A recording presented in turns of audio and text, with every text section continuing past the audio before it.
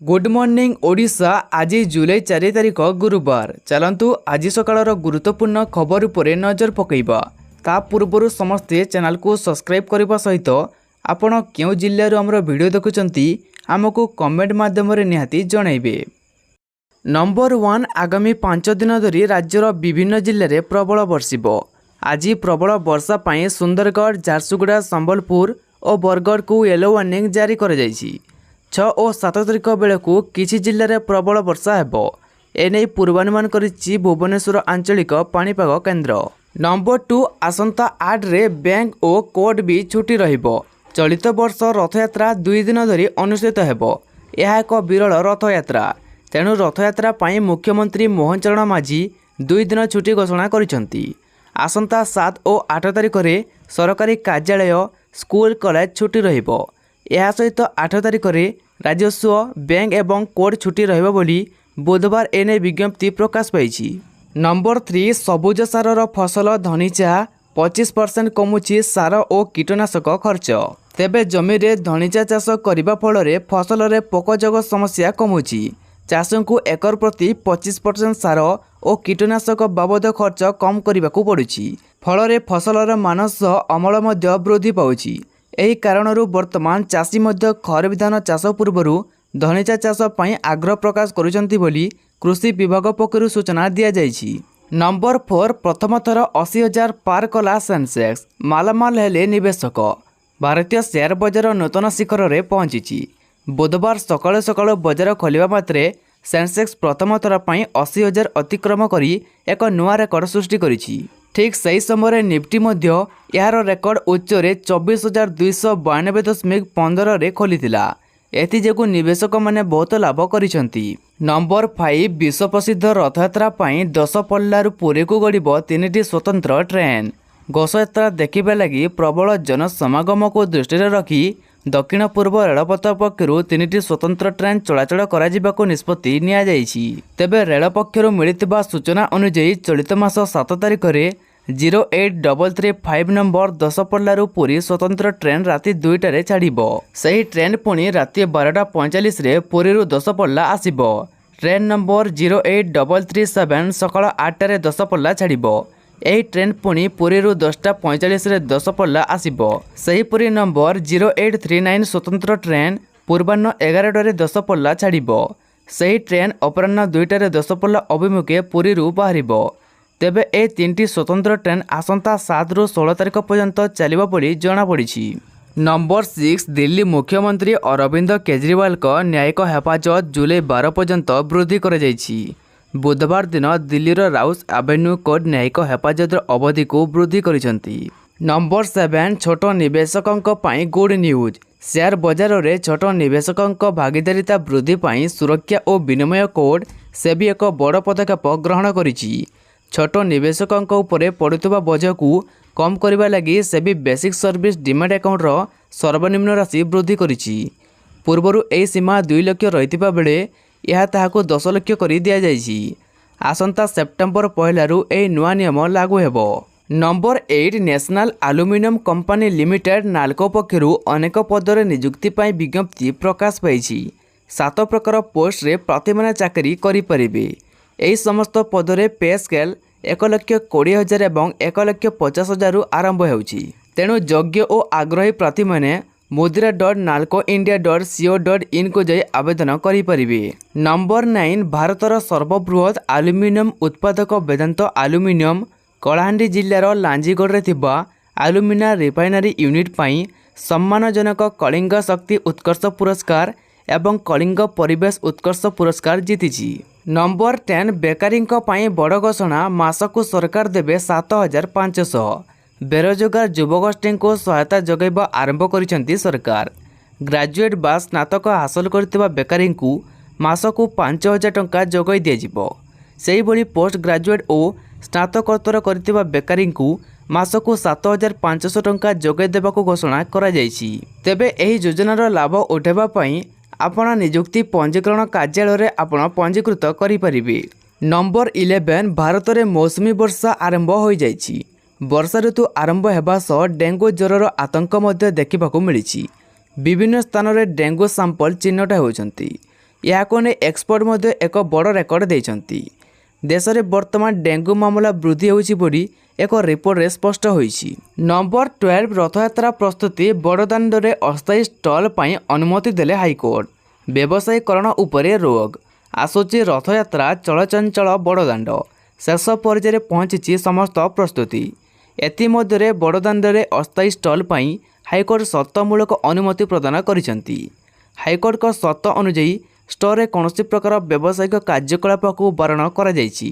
ଏହାସହ ପୁରୀ ମ୍ୟୁନିସିପାଲିଟି ଦେଇଥିବା ସତ୍ୟପାଠର କଡ଼ାକଡ଼ି ଭାବରେ ପାଳନ କରିବା ନେଇ ନିର୍ଦ୍ଦେଶ ଦିଆଯାଇଛି।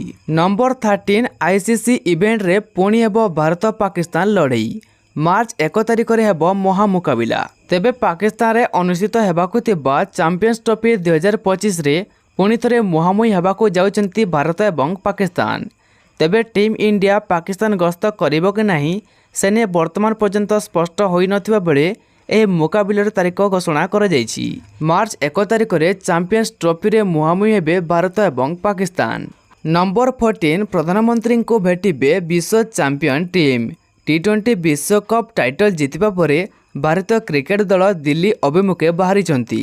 ଭାରତୀୟ କ୍ରିକେଟ ଦଳ ପ୍ରଧାନମନ୍ତ୍ରୀ ନରେନ୍ଦ୍ର ମୋଦିଙ୍କୁ ଫେରିବା ପରେ ଭେଟିବେ। ଟିମ୍ ଇଣ୍ଡିଆ ଗୁରୁବାର ଦିଲ୍ଲୀରେ ପହଞ୍ଚିବ। ଟିମ୍ ଇଣ୍ଡିଆ ଗୁରୁବାର ସକାଳ 11ଟାରେ ପ୍ରଧାନମନ୍ତ୍ରୀଙ୍କ ବାସଭବନରେ ପହଞ୍ଚିବେ।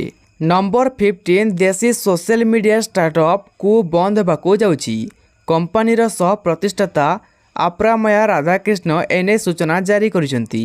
ଗତ କିଛି ଦିନ ହେବ କୁ ବିକ୍ରି କିମ୍ବା ଅନ୍ୟ କମ୍ପାନୀ ସହ ମିଶିବା ନେଇ ଆଲୋଚନା ଚାଲିଥିଲା, ଯେଉଁଥିରେ ଡେଲି ହଣ୍ଟ ମଧ୍ୟ ସାମିଲ ଥିଲା। ହେଲେ ଏହି ଆଲୋଚନା ସଫଳ ହୋଇନଥିଲା। ପରେ କମ୍ପାନୀ ପ୍ରତିଷ୍ଠାତା କୁ ବନ୍ଦ କରିବାକୁ ନିଷ୍ପତ୍ତି ନେଇଛନ୍ତି। ନମ୍ବର 16 ହେମନ୍ତ ସୋରେନ ପୁଣି ଥରେ ଝାଡ଼ଖଣ୍ଡର ହୋଇପାରନ୍ତି ମୁଖ୍ୟମନ୍ତ୍ରୀ। ଝାଡ଼ଖଣ୍ଡ ମୁକ୍ତି ମୋର୍ଚ୍ଚା, କଂଗ୍ରେସ ଏବଂ ଆରଜେଡିର ବିଧାୟକ ଦଳ ବୈଠକରେ ହେମନ୍ତ ସୋରେନଙ୍କୁ ପୁଣି ଥରେ ସରକାରଙ୍କ ମୁଖ୍ୟ ଚୟନ କରାଯାଇଛି। କିନ୍ତୁ ଜମି ଦୁର୍ନୀତି ମାମଲାରେ ସୋରେନଙ୍କୁ ଗିରଫଦାରୀ ପରେ ମୁଖ୍ୟମନ୍ତ୍ରୀ ହୋଇଥିବା ଚମ୍ପେଇ ସୋରେନ ଇସ୍ତଫା ଦେବେ। ନମ୍ବର 17 ପୁନରୁଦ୍ଧାର ହେବ ସମାଜ କଲ୍ୟାଣ ବୋର୍ଡ, କହିଲେ ଉପମୁଖ୍ୟମନ୍ତ୍ରୀ। ଉପମୁଖ୍ୟମନ୍ତ୍ରୀ ଶ୍ରୀମତୀ ପରିଡ଼ା ପ୍ରତିଷ୍ଠାନ ପରିସରରେ ବ୍ୟାଡମିଣ୍ଟନ ଓ ଭଲିବଲ କୋର୍ଟ ତଥା ଯୋଗ କେନ୍ଦ୍ର ଉଦ୍ଘାଟନ କରିଛନ୍ତି। ଏପରି ପଦକ୍ଷେପ ପ୍ରତିଷ୍ଠାନରେ ତାଲିମ ନେଉଥିବା ଆଇଡିସିଏସ୍ କାର୍ଯ୍ୟକର୍ତ୍ତା, ସୁପରଭାଇଜର ତଥା ଅଙ୍ଗନବାଡ଼ି କର୍ମୀମାନଙ୍କ ଦକ୍ଷତା ବିକାଶରେ ସାହାଯ୍ୟ କରିବ ବୋଲି ସେ ଆଶା ପ୍ରକଟ କରିଛନ୍ତି। ନମ୍ବର 18 ଆଉ ନିସ୍ତାର ନାହିଁ। ଏଣିକି ରାସ୍ତାରେ ଷ୍ଟଣ୍ଟ ପ୍ରଦର୍ଶନ କଲେ ହେବ କଡ଼ା କାର୍ଯ୍ୟାନୁଷ୍ଠାନ। ସେମାନଙ୍କ ଜୀବନ ଏବଂ ଅନ୍ୟମାନଙ୍କ ଜୀବନକୁ ମଧ୍ୟ ବିପଦରେ ପକାଉଛନ୍ତି। ଏବେ ସେମାନଙ୍କୁ ଗିରଫ କରିବ ପୋଲିସ। ଏଥିପାଇଁ ପ୍ରସ୍ତୁତି ଆରମ୍ଭ କରିଛି ଟ୍ରାଫିକ ପୋଲିସ। ଏମାନଙ୍କୁ ଧରିବା ପାଇଁ ହାର୍ଲି ଡେଭିଡସନ ଏବଂ BMW ପରି RT ହାଇଟେକ୍ ବାଇକ୍ ମଧ୍ୟ କିଣାଯିବ। ତେବେ ଏସବୁ ଦୁର୍ଘଟଣାକୁ ରୋକିବା ପାଇଁ ସମସ୍ତ ଆବଶ୍ୟକ ପଦକ୍ଷେପ ଗ୍ରହଣ କରାଯିବ ବୋଲି କହିଛନ୍ତି ଉତ୍ତରାଖଣ୍ଡ ମୁଖ୍ୟ ଶାସନ ସଚିବ Radha Raturi. Number 19 hockey India 40 ବର୍ଷ ବୟସରୁ ଉର୍ଦ୍ଧ୍ୱ ପୁରୁଷ ମହିଳା ଖେଳାଳିଙ୍କ ପାଇଁ ହେବାକୁ ଥିବା ମାଷ୍ଟର କପ୍ ଟୁର୍ଣ୍ଣାମେଣ୍ଟର ପ୍ରଥମ ଥର ପାଇଁ ଆୟୋଜନ କରିବ। ଅନୁଭବୀ ହକି ଖେଳାଳିଙ୍କ ଆବେଗ ଓ କୌଶଳର ଉତ୍ସବ ପାଳିବା ଏହି ଟୁର୍ଣ୍ଣାମେଣ୍ଟର ଉଦ୍ଦେଶ୍ୟ। ଟୁର୍ଣ୍ଣାମେଣ୍ଟର ତାରିଖ ଓ ଭେନ୍ୟୁ ପରେ ଘୋଷଣା କରାଯିବ। ନମ୍ବର 20 ବାରବାଡୋସରେ ଫସି ରହିଥିବା ଟି20 ବିଶ୍ୱକପ୍ ବିଜେତା ଭାରତୀୟ ଟିମ୍ ଖୁବ୍ ଶୀଘ୍ର ଭାରତ ଫେରିବ। ଆଜି ସ୍ୱତନ୍ତ୍ର ବିମାନ ଯୋଗେ ସମସ୍ତ ଖେଳାଳି ଓ ସେମାନଙ୍କ ପରିବାରବର୍ଗ ଭାରତ ଫେରିବ। ଏନେଇ BCCI ଏକ ସ୍ୱତନ୍ତ୍ର ବିମାନର ଆୟୋଜନ କରିଛି। ନମ୍ବର 21 ଇଗ୍ନୋରେ ନାମ ଲେଖା ଜୁଲାଇ 15କୁ ବୃଦ୍ଧି। ଇନ୍ଦିରା ଗାନ୍ଧୀ ରାଷ୍ଟ୍ରୀୟ ମୁକ୍ତ ବିଦ୍ୟାଳୟରେ ଜୁଲାଇ 24 ଶିକ୍ଷା ସତ୍ର ପାଇଁ ନାମଲେଖା ପ୍ରକ୍ରିୟା ଘୋଷଣା କରାଯାଇଛି। ବିଭିନ୍ନ ପାଠ୍ୟକ୍ରମରେ ନାମ ଲେଖାଇବା ପାଇଁ ଆଗ୍ରହୀ ବ୍ୟକ୍ତିବିଶେଷ ଏହି ସୁଯୋଗର ଲାଭ ଉଠାଇପାରିବେ। ବିଭିନ୍ନ କାରଣରୁ ଅଧା ପାଠ ଛାଡ଼ିଥିବା କିମ୍ବା ଉଚ୍ଚଶିକ୍ଷା ପାଇବାରୁ ବଞ୍ଚିତ ହୋଇଥିବା କୌଣସି ବୟସର ବ୍ୟକ୍ତିଙ୍କ ପାଇଁ ଇନ୍ଦିରା ଗାନ୍ଧୀ ରାଷ୍ଟ୍ରୀୟ ମୁକ୍ତ ବିଦ୍ୟାଳୟର ସମସ୍ତ ବିଭାଗରେ ଅଣ୍ଡର ଗ୍ରାଜୁଏଟ୍ ବା ସ୍ନାତକ, ପୋଷ୍ଟ ଗ୍ରାଜୁଏଟ୍ ବା ସ୍ନାତକୋତ୍ତକ, PG ଡିପ୍ଲୋମା, ସ୍ନାତକୋତ୍ତକ ଡିପ୍ଲୋମା ଏବଂ ସାର୍ଟିଫିକେଟ୍ ପ୍ରୋଗ୍ରାମରେ ନାମଲେଖା ପ୍ରକ୍ରିୟା ଚଳିତ ବର୍ଷ ଜୁଲାଇ 15 ପର୍ଯ୍ୟନ୍ତ ବୃଦ୍ଧି କରାଯାଇଛି। ନମ୍ବର 22 ସରୋଗାସୀ ମାଧ୍ୟମରେ ମାତୃତ୍ୱ ଲାଭ କରିଥିବା ମହିଳା କର୍ମଚାରୀଙ୍କୁ ମିଳିବ ପ୍ରସବକାଳୀନ ଛୁଟି। ଜଣେ ମହିଳା କର୍ମଚାରୀ ଯଦି ସରୋଗାସୀ ମାଧ୍ୟମରେ ସନ୍ତାନ ଜନ୍ମ ଦିଅନ୍ତି ତେବେ ବି ତାଙ୍କୁ ସାଧାରଣ ମହିଳା କର୍ମଚାରୀଙ୍କ ଭଳି ପ୍ରସବକାଳୀନ ଛୁଟି ମିଳିପାରିବ ବୋଲି କୋର୍ଟ ଏହି ରାୟ ପ୍ରଦାନ କରିଛନ୍ତି। ଯଦି ସରକାର ପ୍ରାକୃତିକ ଉପାୟରେ ସନ୍ତାନ ପ୍ରସବ କରିଥିବା ମହିଳା କର୍ମଚାରୀଙ୍କୁ प्रसवकालीन छुट्टी प्रदान करुचंती तेबे सरोगासी प्रक्रिया द्वारा संतान प्राप्ति करिथिबा महिलांकु ଏହି ସୁବିଧା ପ୍ରଦାନରୁ ବଞ୍ଚିତ କରାଯିବା ଉଚିତ ନୁହେଁ ବୋଲି କହିଛନ୍ତି ହାଇକୋର୍ଟ। ନମ୍ବର 23 ରତ୍ନଭଣ୍ଡାର ଖୋଲାଯିବା ନେଇ ଆଇନ ମନ୍ତ୍ରୀଙ୍କ ବଡ଼ ସୂଚନା ଦେଇଛନ୍ତି। ଏନେଇ ନିଷ୍ପତ୍ତି ସରିଥିବା ବେଳେ ମୋରାଲିଟି ପ୍ରସ୍ତୁତ କରାଯିବା ସହ ଦିନେ 2 ଦିନ ମଧ୍ୟରେ ତାରିଖ ଘୋଷଣା ହେବ ବୋଲି ମନ୍ତ୍ରୀ ପୃଥ୍ୱୀରାଜ ହରିଚନ୍ଦନ ସୂଚନା ଦେଇଛନ୍ତି। ନମ୍ବର 24 ମୋ ବସ୍ର ନାମ ବଦଳିବ, ନୂଆ ନାଁ ରଖାଯାଇପାରେ ଆମ ବସ୍, କହିଲେ ନଗର ଉନ୍ନୟନ ମନ୍ତ୍ରୀ। ତେବେ ମୋ ବସ୍ର ନାମ ବଦଳି ଆମ ବସ୍ ହୋଇପାରେ। ଏଥିସହିତ ଆବଶ୍ୟକ ପଡ଼ିଲେ ମୋ ବସ୍ର ରଙ୍ଗ ମଧ୍ୟ ବଦଳିପାରେ। ମୋ ବସ୍ ଲୋକଙ୍କୁ ସୁବିଧା ଯୋଗାଉଥିବା ବେଳେ ତାହା ଆଗକୁ ଜାରି ରହିବ। ଆବଶ୍ୟକ ପଡ଼ିଲେ ବସ୍ ସଂଖ୍ୟା ବୃଦ୍ଧି କରାଯିବ। ତା ସହିତ ଆଗାମୀ ଦିନରେ ପ୍ରଧାନମନ୍ତ୍ରୀ ଇ ବସ୍ ଯୋଜନାର ଓଡ଼ିଶାକୁ 400 ବସ୍ ଆଣିବାକୁ ଥିବା ବେଳେ ଭୁବନେଶ୍ୱର, କଟକ ସମେତ ରାଜ୍ୟର ଅନ୍ୟ ସହରମାନଙ୍କରେ ଇ ବସ୍ ଚାଲିବ ବୋଲି ଯୋଜନା କରାଯାଉଛି। ଆଗାମୀ ଦିନରେ ମୋ ବସ୍ ଗୁଡ଼ିକ ବୈଦିକ ବସ୍ ହେବ। ତେବେ ରାଜ୍ୟ ନଗର ଉନ୍ନୟନ ମନ୍ତ୍ରୀ କୃଷ୍ଣଚନ୍ଦ୍ର ମହାପାତ୍ର ଏ ବାବଦରେ ସୂଚନା ଦେଇଛନ୍ତି। ନମ୍ବର 25 ପରଲୋକରେ ମାଲକାନଗିରି ବିଧାନସଭା ନିର୍ବାଚନ ମଣ୍ଡଳୀର ପୂର୍ବତନ ବିଧାୟକ ଆଦିତ୍ୟ ପାଢ଼ୀ। ଦୀର୍ଘଦିନ ଧରି କିଡ଼ନୀ ରୋଗରେ ପୀଡ଼ିତ ଥିଲେ ଶ୍ରୀ ପାଢ଼ୀ। ବୁଧବାର ସନ୍ଧ୍ୟାରେ ଭୁବନେଶ୍ୱର ଏମ୍ସରେ ଚିକିତ୍ସାଧୀନ ଅବସ୍ଥାରେ ତାଙ୍କର ଦେହାନ୍ତ ହୋଇଛି। ନମ୍ବର 26 ନିଟ୍ ପରୀକ୍ଷା ବ୍ୟାନ୍ କରିବାକୁ ଦାବି କଲେ ଅଭିନେତା ବିଜୟ।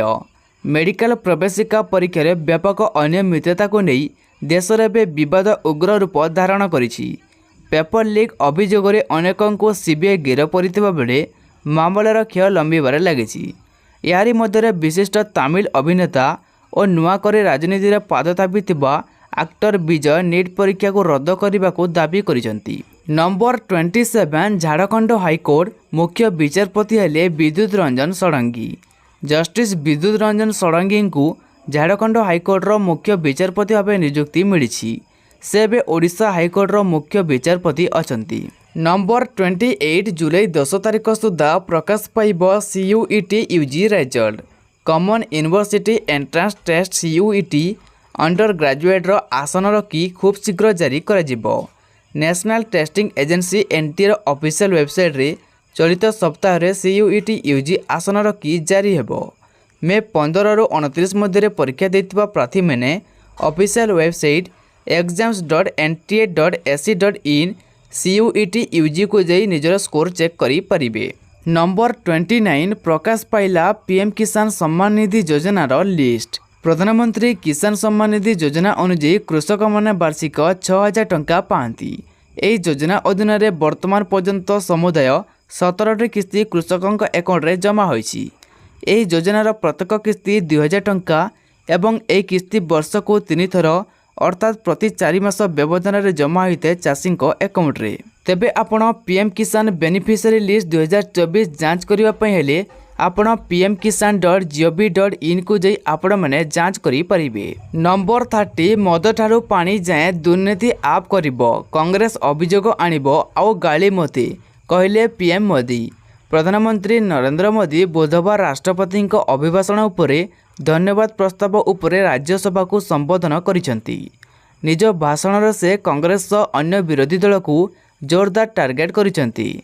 से कहते जे कांग्रेस पार्टी आम आदमी पार्टी विरोध में अभियोग आनीला एवं कोर्ट को टाणी। एवं कार्यानुष्ठान हेला बेले गाली तांको दिया जाउची।